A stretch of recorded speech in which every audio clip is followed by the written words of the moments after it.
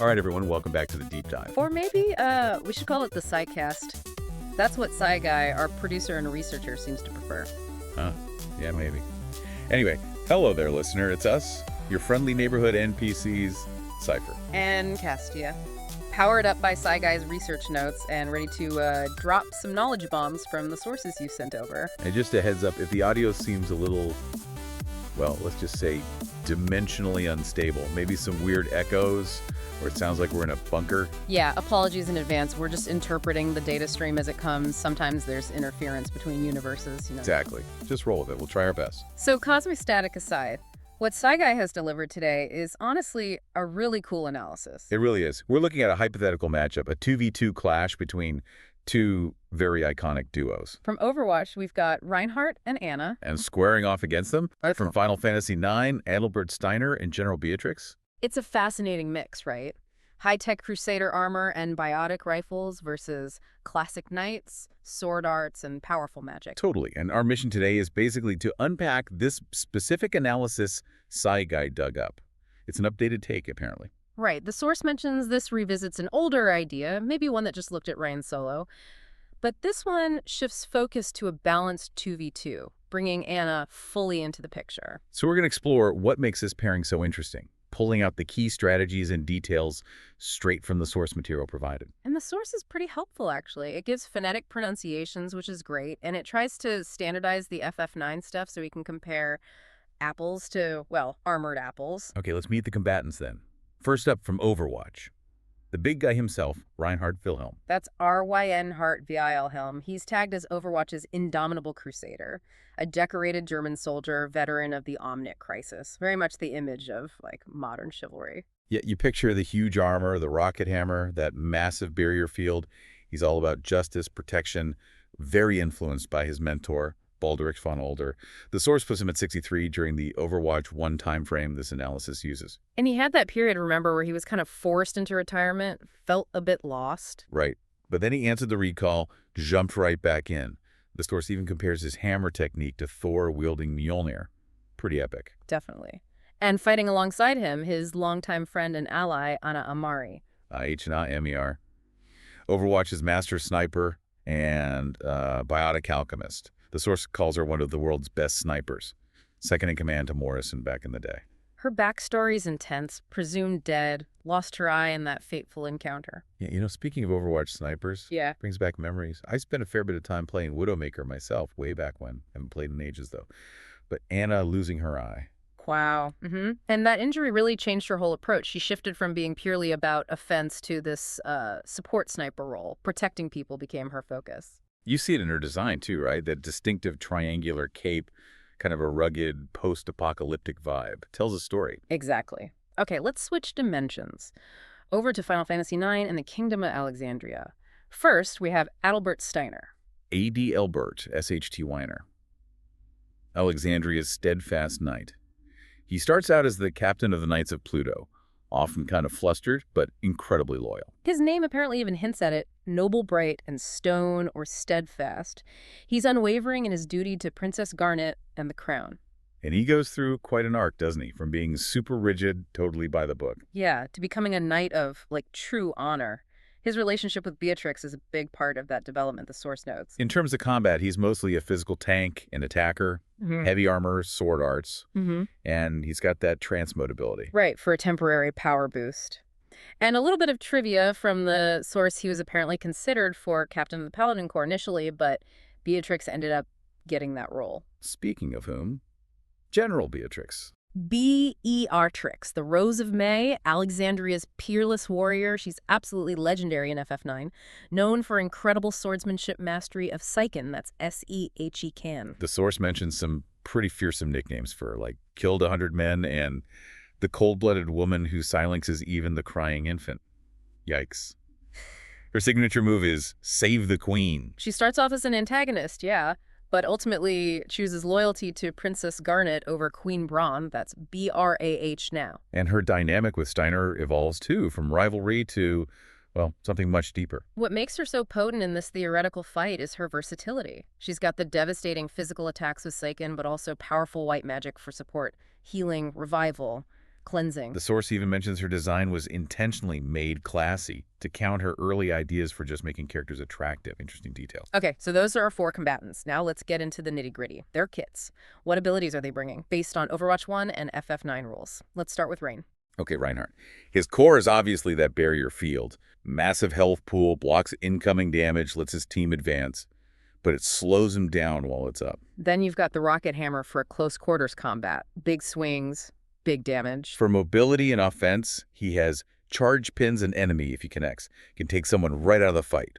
Fire Strike is his ranged option, a fiery projectile that goes through enemies. And his ultimate, Earth Shatter. Slams the hammer down, stuns everyone in a cone in front of him. Plus, his passive, Steadfast, makes him harder to knock around. All right, Anna, what's her toolkit look like? She operates from the back line usually. Her biotic rifle is her main tool, shoots darts that heal allies or damage enemies. It's hit scan when she's scoped in, projectile when firing from the hip. Her utility is probably where she shines most, though. Sleep Dart. That can just take one enemy completely out of the fight for several seconds. Huge. Absolutely game-changing potential on that one. And then the biotic grenade. This is critical. It's an AoE splash. Right. It heals allies caught in it, damages enemies. And it applies that 100% anti-healing debuff to enemies. For a few seconds, they just cannot be healed at all. It's often how Overwatch teams secure kills. Plus her ultimate, Nano Boost. She juices up one ally, huge damage boost, damage resistance, in an instant burst of healing. Yeah. Very powerful combo enabler, especially on someone like Rain. Okay, switching back to Alexandria. Steiner's abilities. The main offense comes from sword arts. Yeah. Shock is a big single target hit. Climb Hazard, KLYM Hazard, is an AoE attack. Then there's Minus Strike, which is interesting. It does more damage the lower Steiner's own health is. Bit of a comeback mechanic. He also has debuffs Armor Break and Power Break. They can cut enemy physical defense or attack in half, but the source notes they only have a 50% chance to land, so not guaranteed. Right. Aya Strike is another one, very low chance, but if it hits, it's an instant KO. High risk, high reward. Darkseid lets him trade his own HP for defense-ignoring physical damage. And finally, his trance mode. Temporary state where his physical attack and sword arts power basically triples. Huge offensive spike. But these abilities cost MEP, right? Yes, MP management is key for the final fantasy characters. Which brings us to Beatrix. She shares some seeking abilities with Steiner, like Shock and Climb Hazard, but she also has Stock Break, which the source calls a more reliable AoE damage ability. But her real strength lies in that combination with white magic. She has Cura, K-O-O-Ra, for decent healing. Life brings someone back with partial health. And Full Life brings them back at 100% health. That's massive, like hitting a reset button if Steiner goes down. Huge reset potential. And then there's Asuna A-S-O-Own. This is the big one the source focuses on. It removes a whole range of negative status effects. She also has spells like Silence, Reflect, Blind, and Holy.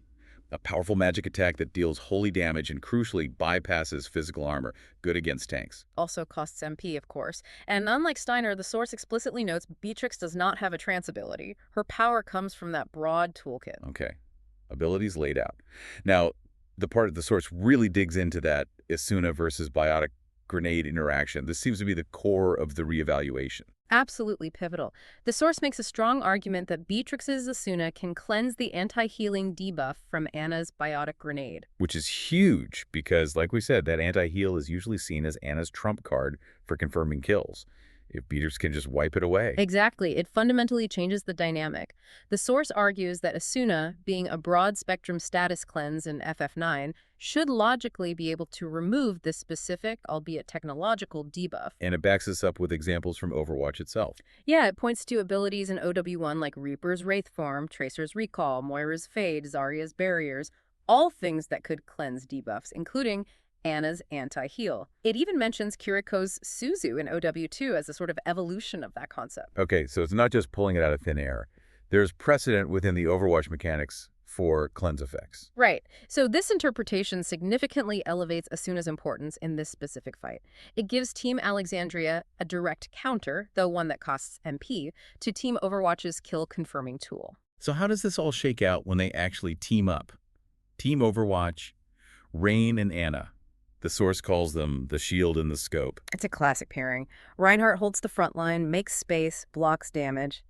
Anna stays further back, pumping heals into Rain, looking for sleep darts, landing biotic grenades, and eventually using nano boost. Their synergy relies on Rain being this big, predictable target for Anna to heal, allowing her to position safely and contribute damage or utility. That grenade is key for them to actually finish off targets. Right. Or was, maybe. Well, it's still Q pressure, but now there's counterplay. Now, Team Alexandria, Steiner and Beatrix. The unbreakable vow. Their synergy comes from their lore connection, but also their complementary kits. Steiner provides the physical presence and damage, While Beatrix provides everything else. Healing, the potential revives, damage through Seiken and Holy, and now that crucial Asuna cleanse for the anti-heal or maybe even a sleep dart. They can put out a lot of burst damage together with their sword arts and Holy. But Beatrix managing her MP pool becomes absolutely critical. She needs it for heals, for Asuna, for revives, maybe even for offense with Holy. Definitely a high-stakes resource management game for her. Okay, let's summarize the strengths and weaknesses the source lays out. Team Overwatch. Strengths. Great single target sustain, keeping Rain up, strong frontline presence, fantastic utility from Anna's kit, powerful ultimates with Nano and Earth Shatter, and the pressure from Biotic Grenade's anti-heal. Weaknesses. Anna is fragile, only 200 HP.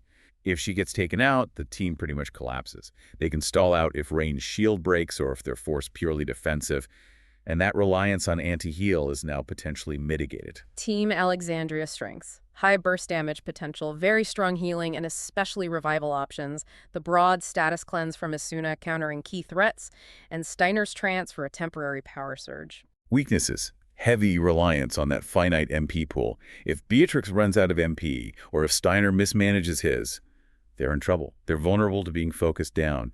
Sustainability is a challenge if MP isn't used efficiently. Steiner's debuffs aren't guaranteed hits, and Beatrix lacks her own trance. The source pictures this playing out in some kind of neutral arena, maybe with some pillars or obstacles for cover. So the fight starts.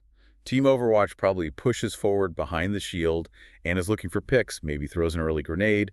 Rain might launch a fire strike. Team Alexandria has to react. Beatrix might hang back, conserve MP, maybe preemptively shield, or wait to see if she needs to Asuna something immediately. Steiner might probe, test the shield, look for an opening. Mid-fight, things get chaotic. Overwatch might try to burst down Steiner if he trances, or maybe they just focus all fire on Beatrix, knowing she's the key support. Alexandria, meanwhile, probably wants to break Rain's shield as fast as possible to open him up, or maybe they try to flank and pressure Anna directly. And this is where those wild cards the source mentioned come in. Steiner's eye strike, super low chance, but an instant kill if it lands. Anna's sleep dart can completely neutralize one opponent for crucial seconds. Biotic Grenade still forces Beatrix to spend MP on Asuna, even if it's cleansed. Beatrix Asuna itself is a wild card. Its effectiveness depends entirely on her having the MP when needed. Full Life can swing the fight completely, Holy ignores armor, Rain's charge. If he lands a pin on Beatrix, maybe. Yeah, lots of unpredictable elements that could shift the momentum instantly. So after weighing all this, the abilities, the counters, the resources, what's the final verdict from the source? Who wins? Well, this is where it gets really interesting. The source concludes it's a highly contested engagement with no definitive favored team. No definitive winner. After all that, it's basically too close to call. That seems to be the conclusion, yeah.